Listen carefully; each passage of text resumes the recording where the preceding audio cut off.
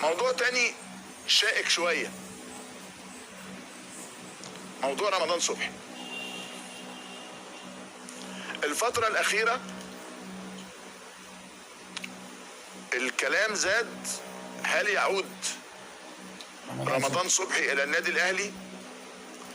هل هو أخطأ؟ وهل هو على استعداد للعودة؟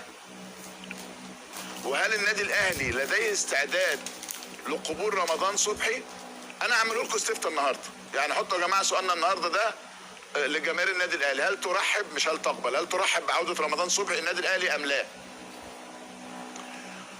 وعلى فكرة مش لازم الإجابات تكون هي الدليل بتاعنا، يعني لأنه أنا بس عايز أي واحد قبل ما يكتب ولا لأ يعد من 1 لحد 10. أنا مش بهزر، أنا بتكلم جد، عد من 1 لحد 10 وبعدين اكتب نعم لا، وإذا كان عندك أسباب اكتبها. يعني إيه من 1 ل 10؟ وانا بقول هذا الكلام على الرغم ان رمضان لم يقدم موسم جيد هذا العام مع بيراميدز، عكس عبد الله السعيد بس قدم موسم رائع يعني. ده السؤال، وعد من 1 لحد 10، ما تنساش قبل ما تنفعلش ما تنفعلش قول لا.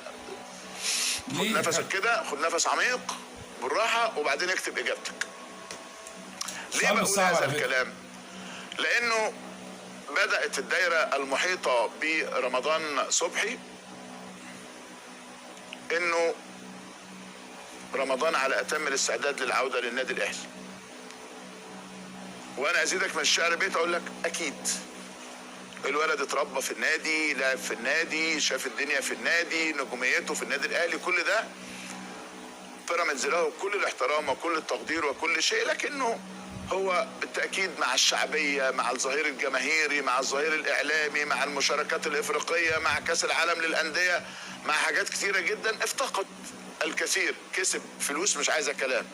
وعلى فكرة حقه، يعني حقه في الاختيار. يعني حضرتك حالا هتشتمني تقول لي طب ما خلاص هو اختار الفلوس، انت بتكلمنا ليه؟ حالا هتقول لي كده. يعني الدنيا فيها متغيرات. برضه انا مش بوجه، انا رأيي مش هقوله دلوقتي لكني مش بوجه، انا بقول لك في البعض يقول لك اخطأ، صغير في السن، هيرجع ويقدم مثلا ما يفيد حبه وانتمائه واحترامه ومش عارف ايه للنادي الاهلي. وعلى فكرة كل ده رمضان ممكن يعمله.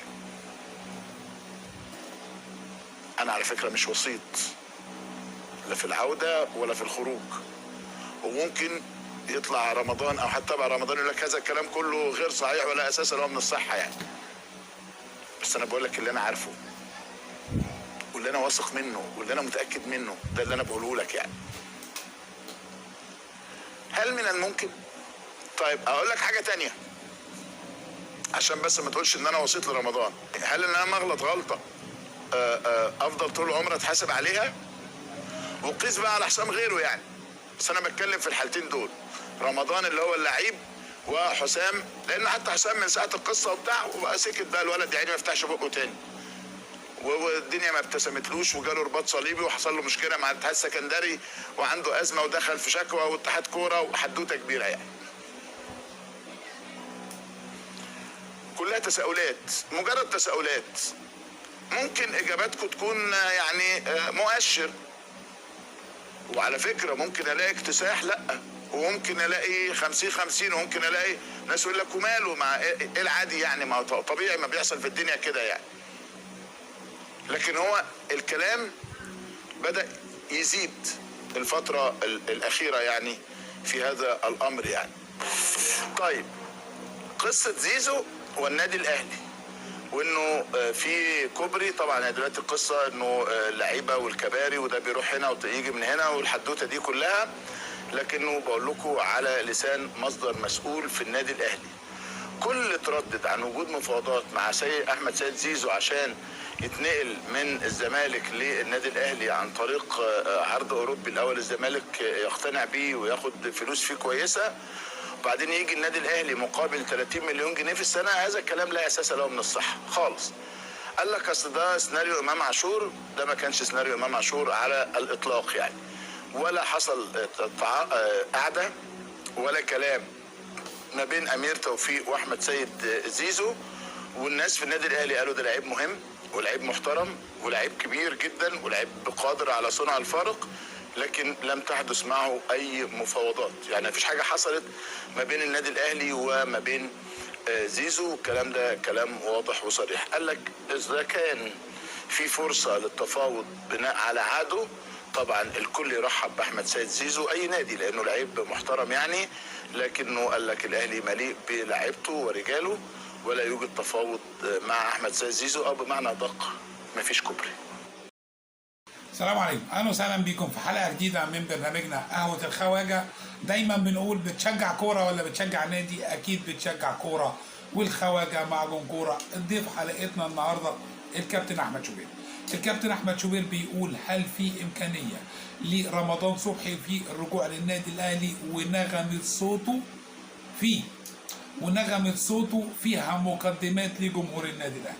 قال يعمل استفتاء وكبر الموضوع وقال لك من 1 ل10، وقال كمان النادي الاهلي ما بيشغلش باله براي جمهوره. بتقول ايه يا خواجه؟ بقول لك ايوه، ما هو جمهوره انقسم على امام عاشور. قال ليه؟ لان قال لك ده غلط وهتف وقال ورموز النادي وضرب كابتن النادي و جمهور النادي، مجلس اداره النادي الاهلي باصص لمصلحته فقط، ومصلحته ومصلحه النادي الاهلي من مصلحه جمهوره، وده اللي شايفه الاداره. هو قال لك التعاقد مع امام عاشور تعاقد فني رائع، واللاعب اعتذر مره واثنين وثلاثه. رد النهارده احمد شوبير قال لك اللي بيغلط غلطه بيتحاسب عليها عمره كله. مقدمات هل رمضان صبحي موجود في النادي الاهلي؟ انا بقول لك من دلوقتي بعد كلام احمد شوبير رمضان صبحي قريب جدا جدا جدا من النادي الاهلي. طب رمضان صبحي ما كانش سوبر ستار في موسم مع بيراميدز، ما كانش نجم. مصطفى فتحي بصراحه اللي كان شايل الفرقه، هو ويا توريه وهو وفخري اللقاي وهو مجموعه كبيره من نجوم بيراميدز، لكن رمضان صبحي لا. حتى عبد الله سعيد من قبل ما يصاب هو برضه كان شايل الفرقه. مش موضوعنا رمضان صبحي. تحس ان في بشاير في مقدمات احمد شوبير، مفيش حديه، مفيش قرارات، مفيش مبادئ النادي الاهلي، مفيش. وحسام ابراهيم وطاهر ابو زيد شربوا من نفس الكاس اللي محدش شرب منه غيرهم. في كلام، هو قال لك في كلام وقال لك ان الاهلي هيدفع. طب بيراميدز هيبيعوا بكام بعد ما دفع فيه الفلوس دي كلها؟ وانا بقول لك ما استفادش منه. يعني رمضان صبحي ما جابش لبيراميدز الكونفدراليه مثلا، ما جابش كاس مصر ولا حتى كاس الرابطه. فبعد كل ده هتبيعوا كام للنادي الاهلي؟ وهل النادي الاهلي هيخلص في رمضان صبحي ولا في حكايه لزيزو ولا في حكايه لفتوح؟ محدش عارف حاجه. دلوقتي الكوره بقت الغاز.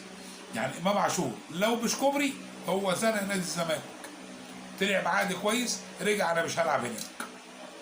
وانت عارف كويس قوي ان الزمالك معهوش فلوس يشيل، الزمالك اصلا كبر دماغه ما دخلش بالصفقه. لما تيجي تقارن بين بيراميدز والاهلي، الاهلي ميزانه يطب بطولات وافريقيا و فالموضوع شخصيه اقوى من الكوره، والشخصيه اقوى من موهبه كمان. بس انا بقول لك خدها مني وما تقلبش رمضان صبحي في النادي الاهلي الموسم الجاي، مش اللي جاي ده، اللي هيلعب او في يناير يعني، ما تقلقش حبيبي يا اخويا.